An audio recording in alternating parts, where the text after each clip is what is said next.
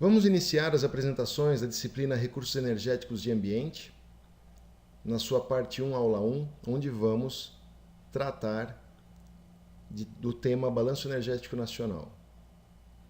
Balanço Energético Nacional é uma publicação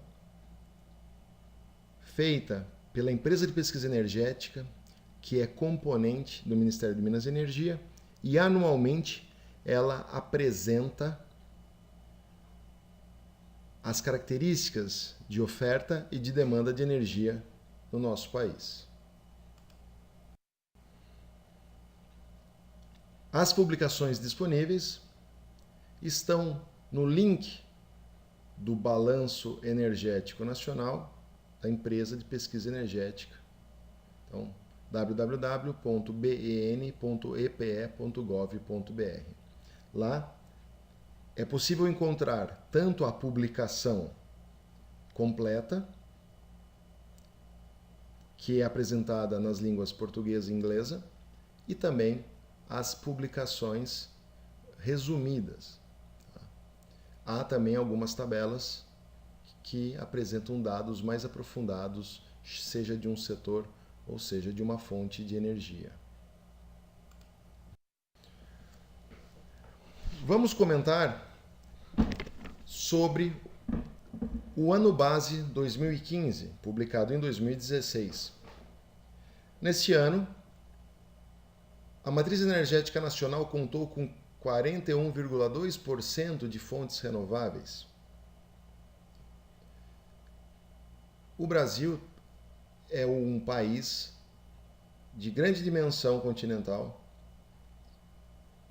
com uma economia de grande magnitude também, e que apresenta essa peculiaridade de apresentar altos níveis de renovabilidade em suas fontes de energia. Porém, a principal fonte de energia do Brasil ainda é o petróleo e seus derivados, com mais de um terço, quase 40%, 37,3% da nossa demanda de energia é suprida pelo petróleo. Em segundo lugar, e isso é desde 2007 que acontece, a cana-de-açúcar, seja pela fibra, que participa da cogeração, seja pelo açúcar que é transformado em etanol, seja o etanol anidro ou hidratado, ela participa com quase 17% da matriz energética nacional. Em 2007 foi a primeira vez que a cana-de-açúcar ultrapassou a energia hidráulica.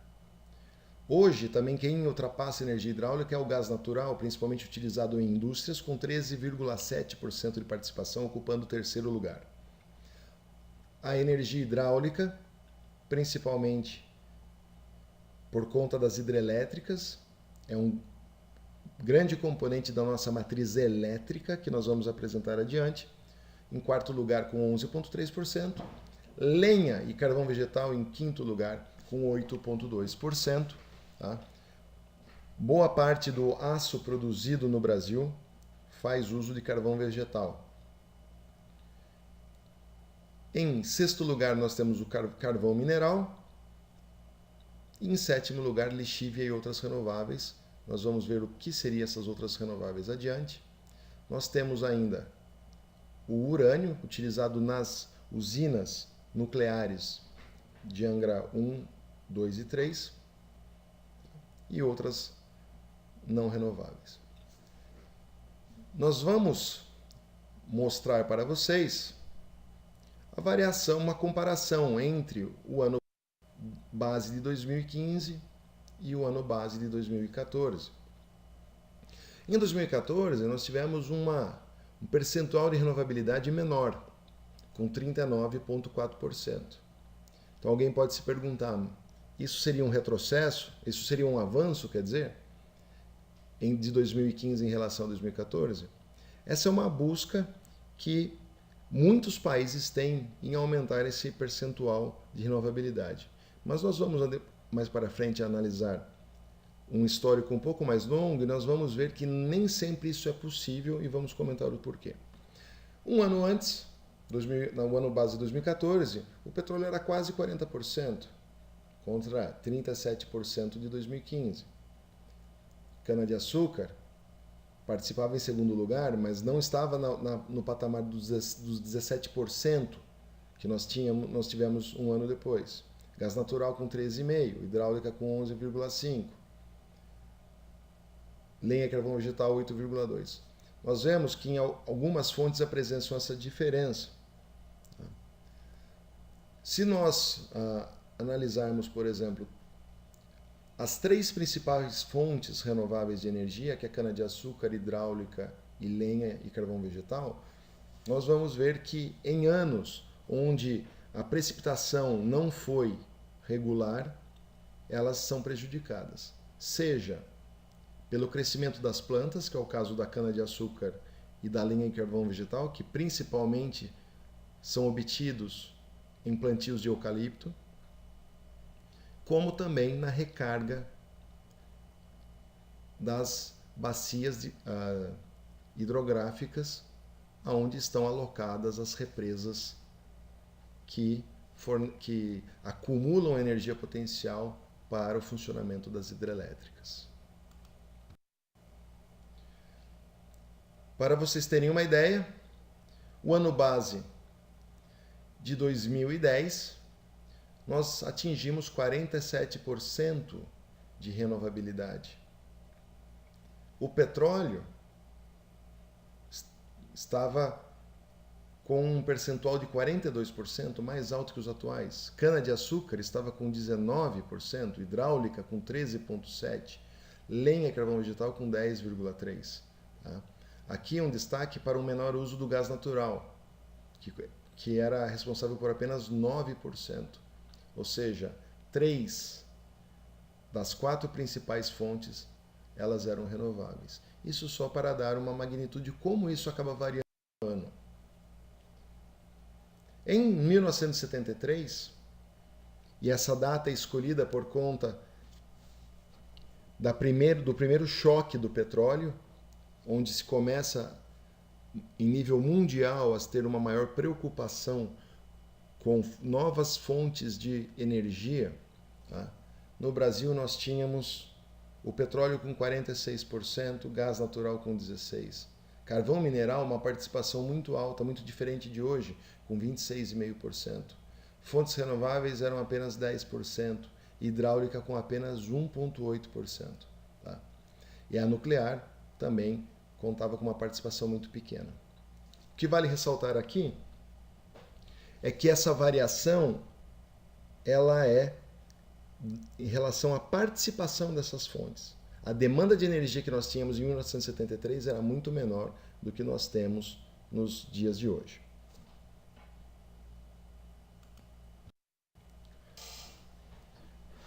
Nesse quadro, nós temos uma comparação entre o Brasil, que é no base 2015, em verde, o percentual de renovabilidade das suas fontes, em comparação com 2014, 39,4%.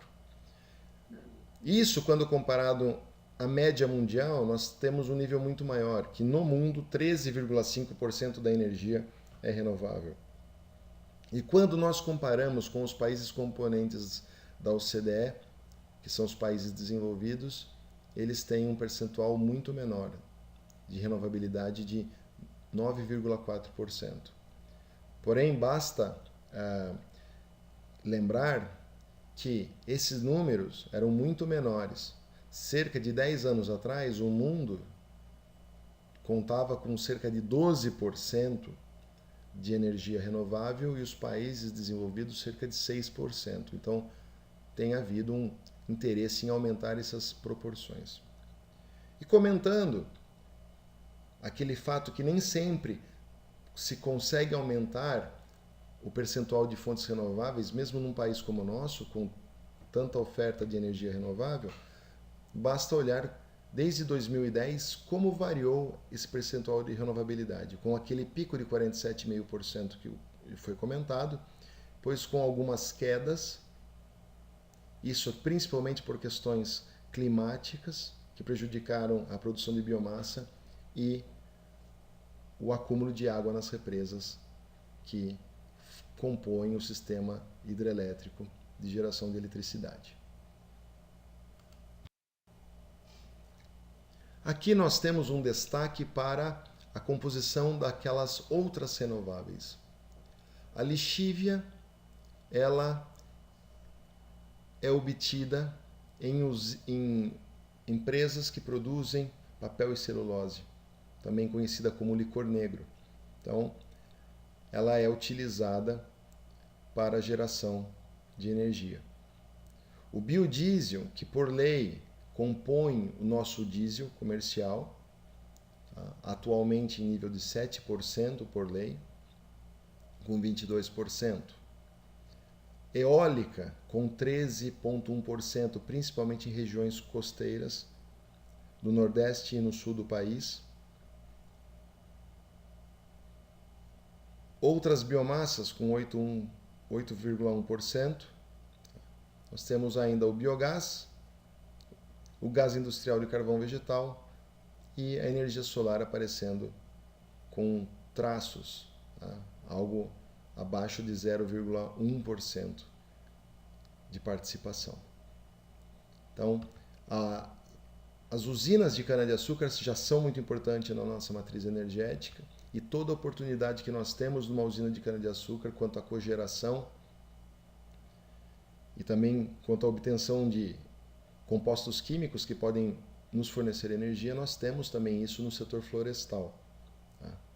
Por isso que lixívia aqui representa mais da metade das outras fontes renováveis. No balanço energético nacional, nós também podemos encontrar a variação anual que nós temos para cada uma dessas fontes. Então, dando um exemplo aqui do ano base 2015 em relação ao ano de 2014, nós tivemos uma diminuição da energia hidráulica, um aumento da produção de biomassa de cana, uma diminuição de lenha e carvão vegetal, um aumento da lixívia e outras renováveis, uma diminuição de petróleo e derivados, diminuição do gás natural, aumento do carvão vegetal, diminuição de urânio e um aumento das outras renováveis. Aqui nós devemos lembrar que esses percentuais são muitas vezes que eles aparecem numa magnitude maior, como um aumento de 14,9% da lixívia. Na realidade, o valor absoluto disso é muito menor, por exemplo, do que a redução do petróleo. Tá? Porque aqui, lixívia e outras renováveis, que compunham cerca de 4%, isso aqui é 14% de um valor que representava 4% da demanda total de energia. Enquanto essa redução do petróleo e derivados é 7,2% de algo que representa aí 37% de toda essa demanda. Então a gente tem que tomar um certo cuidado e não se impressionar com essa magnitude. Tá? Normalmente, pequenas mudanças em valor absoluto, onde se tem pouca participação, vai resultar numa grande variação percentual anual. Outro aspecto importante é a questão do consumo dessa energia. Aonde que essa energia ela é consumida? Tá? Para vocês terem uma ideia, indústria e transporte são responsáveis quase que por 1/3 da energia demandada no Brasil, cada um deles. Então, com 32,5% para a indústria e 32,2% para transporte. Na sequência, nós temos o setor energético com 10,7%, setor residencial 9,6%, agropecuária com 4,4%, serviço com um pouco mais, com 4,8%, e nós temos ainda o uso não energético, de 5,8%. Por exemplo, fabricação de plásticos e polímeros com petróleo seria um uso não energético de uma fonte de energia. Tá? Para vocês terem uma ideia, algo que não é usual, apenas em situações de crise econômica, como foi o caso desses anos, que nós temos uma retração da demanda de energia. Então isso foi uma retração de quase 2% de 2015 em relação a 2014. MTEP significa milhões de tonelada equivalente de petróleo. Tonelada equivalente de petróleo é uma unidade que representa quanto de energia teria uma tonelada de petróleo. Tá? Então, 260 milhões de toneladas de petróleo. Isso é o montante que o Brasil demandou no 2015. Se nós formos analisar a indústria como consumidora de energia, nós vamos ver que a indústria brasileira tem um percentual de renovabilidade muito alto, com 54%. Dentro dessa matriz energética que a indústria consome, nós temos eletricidade com 20%, o bagaço de cana quase com a mesma magnitude, carvão mineral, o gás natural, lenha, lixível, carvão vegetal, já comentei da indústria siderúrgica, por exemplo, óleo combustível e outras fontes. Aqui nós temos o aumento, lixívia e gás natural aumentaram, carvão vegetal foi reduzido, bagaço de cana, eletricidade também foi reduzido. Tá? E o total do consumo, que é quase aí um terço de toda a magnitude que foi consumida aqui no Brasil. Então, a indústria retraiu o consumo de energia em 3,1% nesse ano de recessão. Transportes. Muitas vezes a gente tem uma ideia que pelo Brasil ter o etanol, a nossa renovabilidade no transporte é muito alta. E ela não é tão alta quanto a indústria, por exemplo. Mas nós melhoramos com 21% em 2015 em relação a 18% em 2014. Tanto que o etanol aqui ele apresenta um aumento de quase 20%. E a gasolina uma redução de 9,5%. Óleo diesel, uma redução de 4,3%. Mas o Brasil, ele consome principalmente óleo diesel, 44,4%.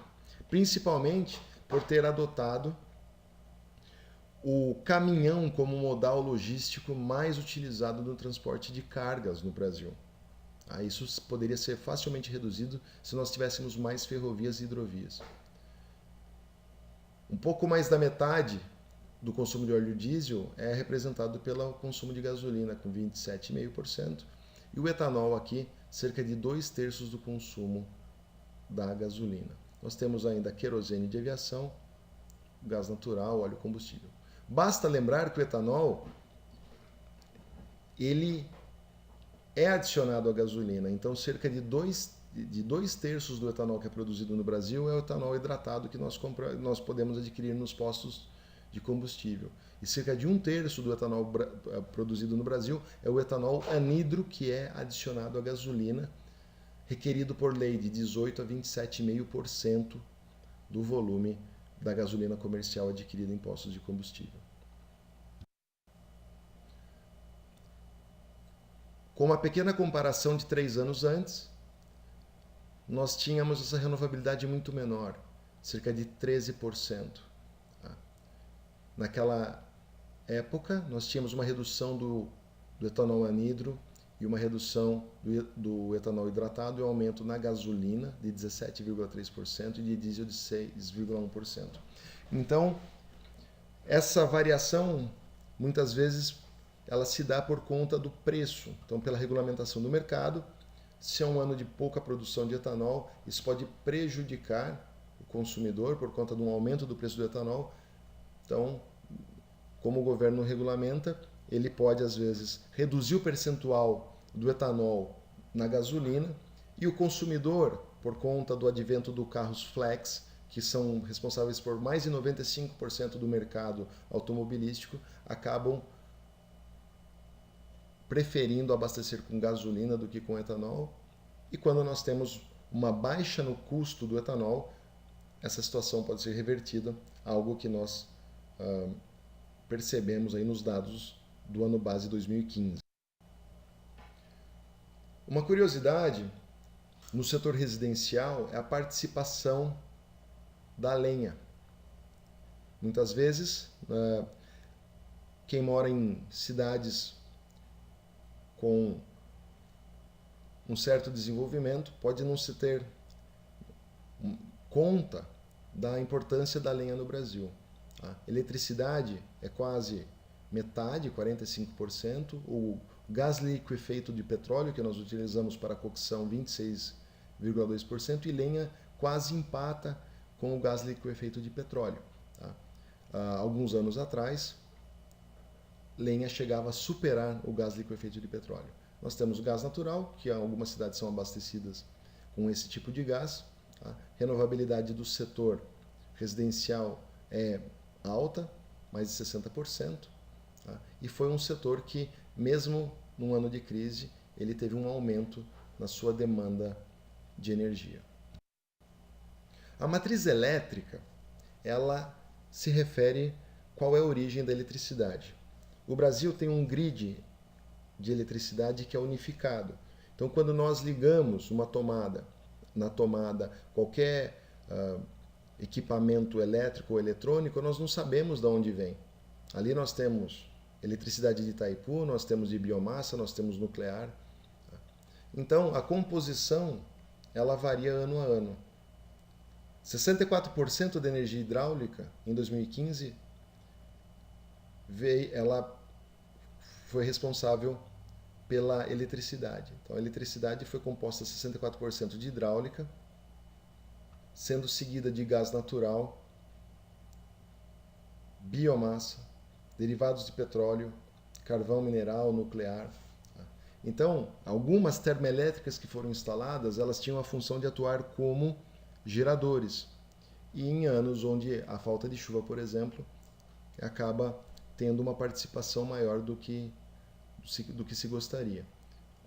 Mesmo porque a eletricidade da energia hidráulica ela é muito mais barata, por exemplo, do que das termoelétricas. Nós já chegamos a ter anos onde a energia hidráulica ela era responsável por 80% do fornecimento de eletricidade no Brasil.